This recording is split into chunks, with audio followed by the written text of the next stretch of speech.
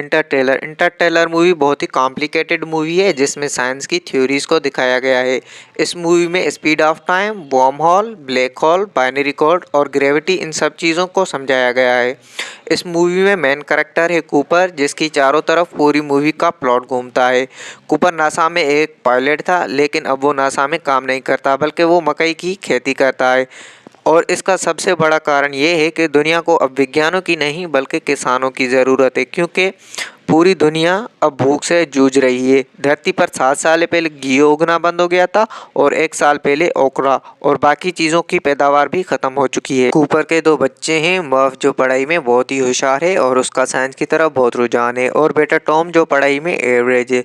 अब मर्फ जिस कमरे में सोती है वहाँ पर एक बुक सेल्फ है और बार बार उस बुक सेल्फ से किताबें अपने आप ही नीचे गिरती रहती हैं। मर्फ अपने पापा को कई बार बोल चुकी है कि उसके कमरे में भूत हैं। मर्फ ये भी बोलती है कि मुझे लगता है वो भूत आप हैं, पर कूपर इन सब बातों पर यकीन नहीं करता। कूपर ये बोलता है कि ये सब नॉन साइंटिफिक बातें हैं।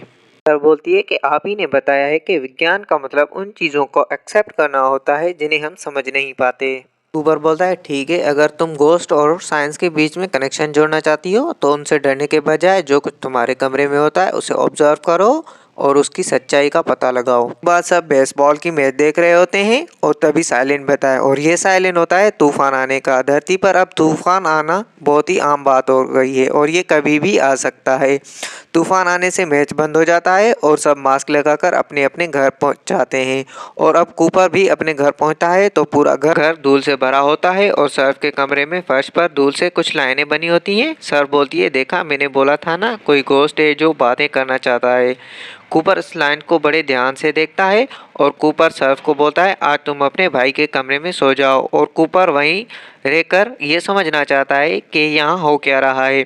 कूपर पूरी रात उस कमरे में ये समझने की कोशिश करता है कि ये लाइनें कैसे बनी और बॉक्स अपने आप कैसे गिर रही हैं। अब सुबह होती है और सर वहाँ पर आती है और वो देखती है कि उसके पापा अभी भी वहीं बैठकर उन धूल की लाइनों को देख रहे हैं। कूपर सर्फ को बताता है कि किताबें घोस्ट की वजह से नहीं बल्कि ग्रेविटी की वजह से गिरती हैं, और वो एक सिक्का उछालता है जो मिट्टी की बनी लाइन्स के ऊपर गिरता है, लाइन्स के बीच नहीं। और बताता है कि ये एक मैसेज है और ये बाइनरी कोड में भेजा गया है। बाइनरी कोड एक लैंग्वेज है जो कंप्यूटर और कई इलेक्ट्रॉनिक डिवाइस में इस्तेमाल किया जाता है, जिसमें 1 और 0 का इस्तेमाल होता है। जैसे हम किसी को मैसेज लिखने के लिए लेटर्स का इस्तेमाल करते हैं, बाइनरी कोड भी एक लैंग्वेज है जिससे हम मैसेज भेज सकते हैं। वह समझ जाता है कि धूल से बनी मोटी लाइन का मतलब 1 और पतली लाइन का मतलब 0 है, और कूपर उस मैसेज को डिकोड करता है और मैसेज डिकोड करने के बाद एक लोकेशन का पता चलता है और वो और मर्फ उस जगह पर पहुंच जाते हैं। अब जब कूपर अंदर जाने की कोशिश करता है तो वहाँ की सिक्योरिटी उसे पकड़ लेती है, और अगले सीन में दिखाया जाता है कि कूपर से एक रोबोट कुछ पूछ रहा होता है। तभी वहाँ पर एक लड़की आ जाती है और ये लड़की साइंटिस्ट होती है और इसका नाम एमिली होता है। कूपर को अपने साथ रूम में ले जाती है, वहाँ पर कुछ लोग बैठे होते हैं। कूपर की बेटी मर्व भी वहीं पर होती है, एमिली के पापा प्रोफेसर बेन भी वहीं पर होते हैं। पर नासा में काम कर चुका होता है, प्रोफेसर बेन उसको पहले से ही जानता है। अब वो सब ये जानना चाहते हैं कि कूपर को इस जगह के बारे में पता कैसे चला। बहुत ही खुफिया जगह होती है, इस जगह के बारे में किसी को कुछ इन्फॉर्मेशन नहीं होती। कूपर बोलता है कि जिस तरह से मुझे इस जगह के बारे में पता चला ये कोई इत्तेफाक नहीं हो सकता, पर कुछ साइंटिफिक भी नहीं लगता। तभी सर बोलती है ग्रेविटी की वजह से हमें यहाँ का पता चला। वहाँ बेटा एक आदमी पूछता है कि हमें साफ साफ बताओ कि तुम्हें यहाँ का पता कैसे चला। कूपर को अभी तक कुछ समझ नहीं आ रहा होता कि यहाँ क्या हो रहा है। इसकी दिल में डर भी होता है। वो बोलता है कि पहले वादा करो मुझे और मेरी बेटी को आप लोग यहाँ से आराम से जाने दोगे। अब प्रोफेसर हंसता है और बोलता है क्या तुम्हें हमारे काम के बारे में नहीं पता।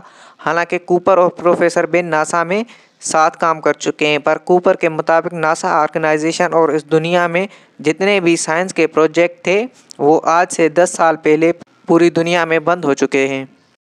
प्रोफेसर बेन बोलते हैं कि नासा ऑर्गेनाइजेशन आज भी चलती है, पर दुनिया के लिए ये ख़त्म हो चुकी है क्योंकि पूरी दुनिया भूख से परेशान है, और आज लोगों को पता चला कि नासा अब भी अपने स्पेस प्रोजेक्ट पर काम करती है, तो लोग उस बात को कभी भी एक्सेप्ट नहीं